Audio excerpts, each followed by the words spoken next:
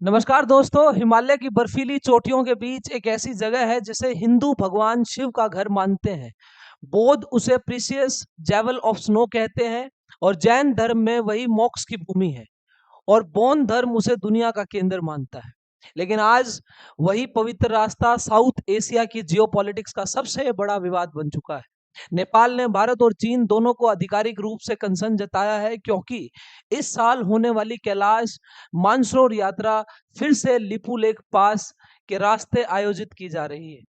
और अब सवाल सिर्फ तीर्थ यात्रा का नहीं रहा बल्कि sovereignty, borders and strategic control का बन चुका है। जहां कभी श्रद्धा के कदम चलते थे, अब वहां राजनीति की सरहदें खिंच रही हैं।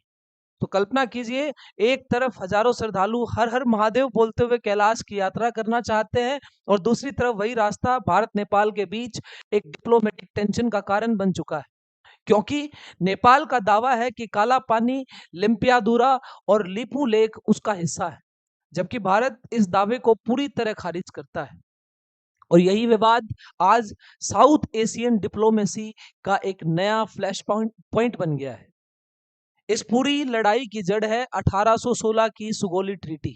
और ये वही संधि थी जो ब्रिटिश ईस्ट इंडिया कंपनी और नेपाल के बीच एंग्लो नेपाल वॉर के बाद हुई थी। इस ट्रीटी के अनुसार महाकाली रिवर दोनों देशों को की एक बाउंड्री है, दोनों देशों की बाउंड्री मानी गई है। लेकिन असली विवाद यहीं से शुरू होता है, क्योंकि दोनों देश महाकाली रिवर के ओरिजिन को लेकर एक अलग अलग इंटरप्रिटेशन रखते हैं।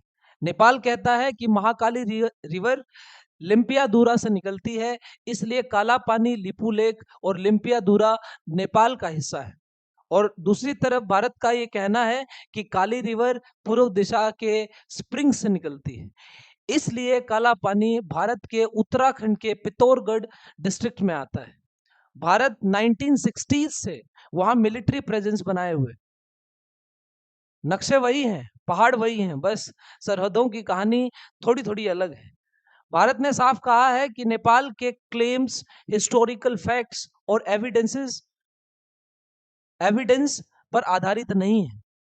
भारत का तर्क है कि लिपुलेख पास कोई नया रूट नहीं है, बल्कि 1954 से कैलाश मानसरोवर यात्रा का एक ट्रेडिशनल रास्ता रहा है।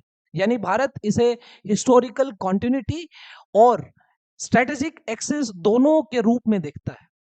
लेकिन 2020 में यह विवाद अचानक बहुत बड़ा बन गया जब भारत ने लिपुलेख से तिब्बत तक एक लिंक रोड बना दिया।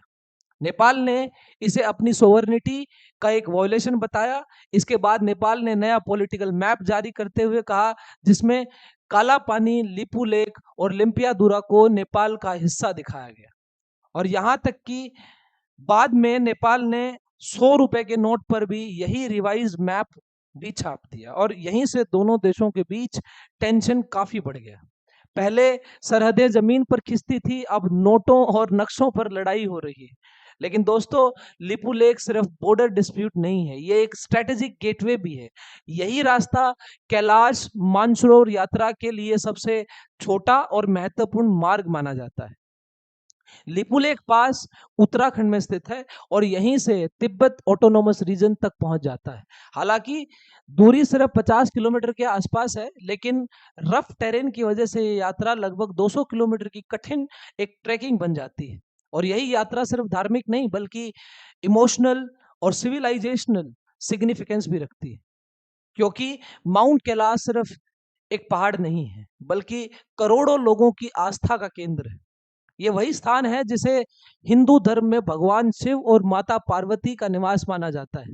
मान्यता है कि लेक मानसरोवर में स्नान करने से सारे पाप धुल जाते हैं। बौद्ध धर्म में माउंट कैलाश को कैंग रिनपोचे कहा जाता है, यानी प्रीसियस जेवल ऑफ स्नो कहा जाता है। यहाँ डेमचोक देती का निवास माना जाता है। जैन धर्म में इसे माउंट अष्टपद कहा जाता है, जहां प्रथम तीर्थंकर ऋषभ नाथ ने मोक्ष प्राप्त किया था। और बौद्ध रिलीजन में इसे 9 स्टोरी स्वास्तिक माउंटेन कहा जाता है, जो यूनिवर्स का मिस्टिकल सेंटर माना जाता है। तो कैलाश सिर्फ पहाड़ नहीं है, अरबों लोगों की आस्था का आधार है।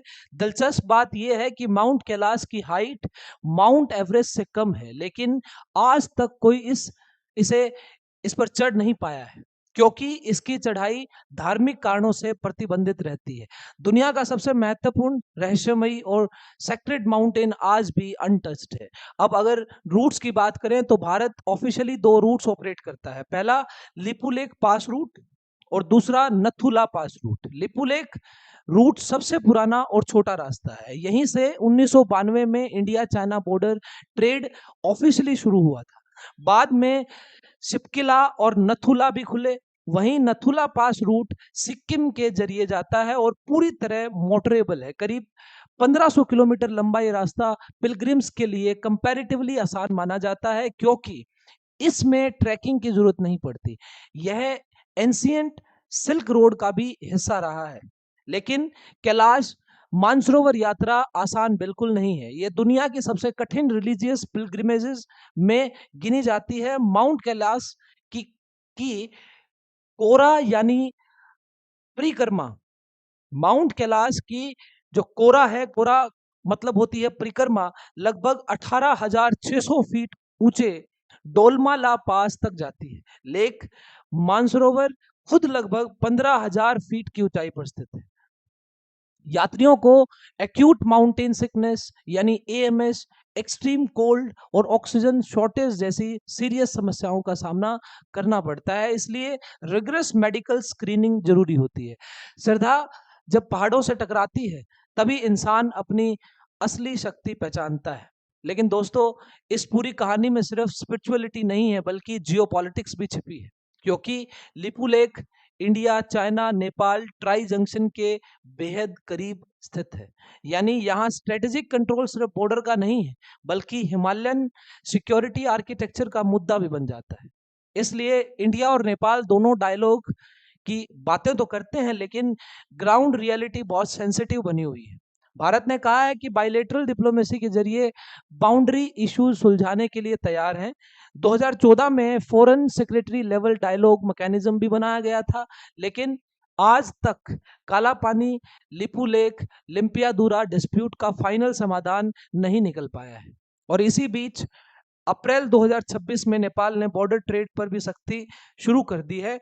अब 100 एनपीआर से ज्यादा सामान पर कस्टम ड्यूटी लगाई जा रही है। नेपाल का कहना है कि इसमें इनफॉर्मल ट्रेड और स्मगलिंग रोकी जाएगी। लेकिन भारत ने सिविलियंस को हरासमेंट से बचने के लिए हरासमेंट से बचाने की बात कही है। सरहदें जब सख्त होती हैं तो सबसे पहले आम लोगों की जिंदगी बदलती है। अब सवाल यह है कि आगे रास्ता क्या है। एक्सपर्ट्स का मानना है कि सबसे पहले बाउंड्री टॉक्स रिवाइव करनी होगी, फॉरेन सेक्रेटरी लेवल डायलॉग को फिर एक्टिवेट करना होगा, बाउंड्री वर्किंग ग्रुप को टेक्निकल वर्क जारी रखना होगा, लिपुलेख रूट पर ज्वाइंट फ्रेमवर्क बनाना होगा ताकि पिलग्रिमेज भी चलती रहे और नेपाल की कंसर्न भी एड्रेस हो। भारत को गुजराल डॉक्ट्रिन की भावना के अनुसार नेपाल के साथ ट्रस्ट बिल्डिंग करनी होगी, यानी बड़े देश के रूप में नॉन रेसिप्रोकल कंसेशंस देकर गुडविल बढ़ानी होगी, ट्रेड टेंशंस कम करनी होंगी, हाइड्रो पावर कॉर्पोरेशंस बढ़ाना होगा, अरुण 3 जैसे प्रोजेक्ट्स समय पर पूरे करने होंगे और भारत पहले ही नेपाल से 10,000 मेगावाट हाइड्रो पावर इंपोर्ट करने की कमिटमेंट दे चुका है। इसके साथ साथ रामायण सर्किट और बुद्धा सर्किट जैसे ज्वाइंट टूरिज्म प्रोजेक्ट्स को एग्रेसिवली प्रमोट करना होगा।